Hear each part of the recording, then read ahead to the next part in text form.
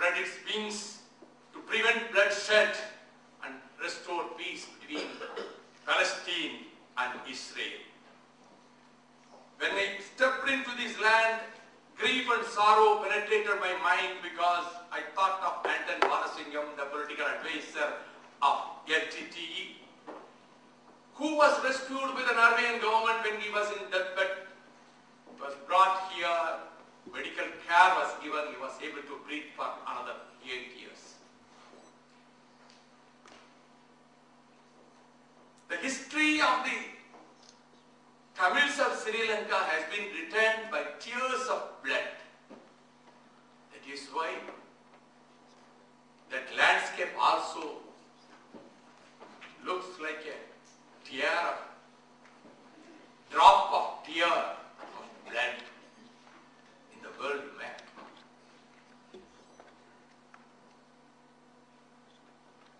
To put it in a nutshell, I crave your indulgence.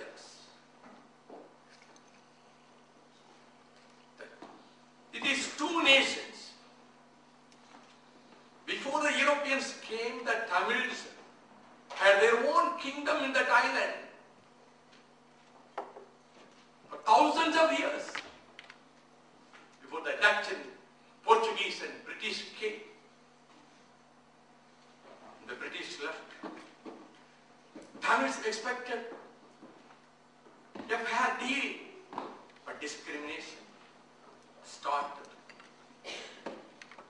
They suffered persecution, harassment, killings, plunder.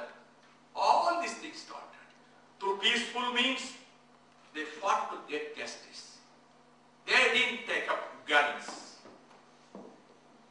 Through demonstrations, speeches in the parliament, through non-violent means. But that was rewarded by bullets and repression. Every vestige of that civilization was about to be erased. Just an example, in 1981, the great Jaffna library was burned to ashes. 100,000 books, treasure, burned to ashes. Places of worship were attacked. The Tamil women cherished their honor dearer than their lives. But what happened? I shudder to describe what happened to those women. Because of these reasons, state-aided colonization in the traditional home areas. Because of these reasons, things took a different turn. In 1976, the great leader Selvanayagam adopted a resolution in the Tamils conference that we should have a separate, sovereign, independent Tamil nation. And he called for the youth to take up the cause and fight. Till then they didn't take up the arms. Yes, it is a history. They resorted to armed struggle. When the children were killed, when their mothers and sisters were raped, they took to arms. So armed struggle has started. It is a phenomenon throughout the world in the history. When he was put in the dock, Nelson Mandela stated, so that armed struggle was an answer to the repression. This is the history. Then what happened? Today, 1 million Tamils of that island been uprooted and they scattered throughout the world like as refugees. In that island itself, 500,000 of Tamils have become refugees. 130,000 Tamils of that island have reached our shores as refugees. 60,000 children have lost their education. It is from the Northeast Secretariat on Human Rights. This is the report. No food, no electricity,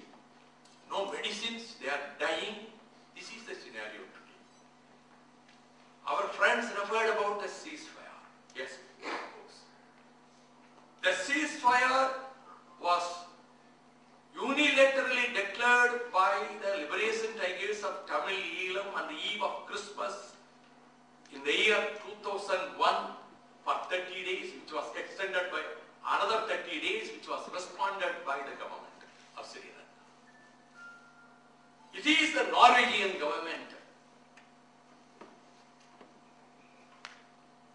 took all effective measures to bring a negotiated settlement. In 1995, when the people were killed and attacked, 168 women and children were killed in the bombing when they were taking shelter in St. Peter's Church, and Pope John Paul II gave an appeal to the international community to extend all solace and succor to the suffering families. The then Secretary General, Mr. Boutros Ghali, made an appeal to the international community to render all assistance and help to the suffering families. And abductions, disappearance, innocent men and women. What happened in Kosovo? The innocent people were killed and buried, it was unearthed. Likewise, 400 innocent women and children were buried in so many graves. I made a representation to Dr. Host, the Human Rights Commission Deputy Chairman in 1998 regarding that. He sent a delegation of physicians of research. The same team which went to Kosovo was sent to Germany. Today, after all these things, tsunami devastating effect it had, and the French voluntary organization employed 17 Tamil youths. They are not LTT boys. They were shot at point blank. And the gruesome, dastardly killing was the bombing of Senchole orphanage where 61 girl children were killed in cold blood. So all these things have happened. Now, the ceasefire was declared by them, 2006. Again, they came to the negotiating table. The commitment which was given by the government was not honored. And the peace talks were sabotaged. The situation today, it is very sad. That is why I would make a mercy appeal to the nations of European Union through you to put all pressure on the Sinhala government to stop the military offensive and come to the negotiating table. And a race, the ancient race, is to be wiped out. And elections, they mentioned. It is the traditional homeland. I don't want to make any criticism of the present president, but unless you accept the fact, you take it to cognizance that they are a separate nation, they have their traditional homeland.